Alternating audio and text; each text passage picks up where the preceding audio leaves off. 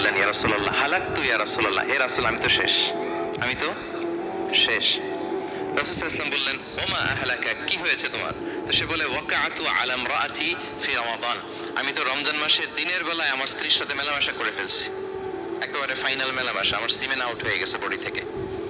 এজন্য সে অস্থির হয়ে রাসূল সাল্লাল্লাহু আলাইহি ওয়াসাল্লামের কাছে এসে, ইয়া রাসূল আমি তো শেষ, আমারে বাঁচান, আমারে বাঁচান। কি হয়েছে? বলে, দিনের বেলায় রমজানে স্ত্রীর সাথে মেলামেশা, ইন্টিমেসি নিষেধ, আমি তো ইন্টিমেসিতে চলে গেছি, আমার কি হবে? আমারে আমি বাঁচান। যে ফেসবুকে একটা ভিডিও তোমরা দিলে জানেন কপি যে করা ইচ্ছাকৃত অ্যাপ যদি দিয়ে কেউ রোজা ভিডিও ভাঙে, ছাড়তেছি, তাহলে কি আমার ইচ্ছা করে যদি কেউ রোজা ভাঙে, তুমি না জানো কেন?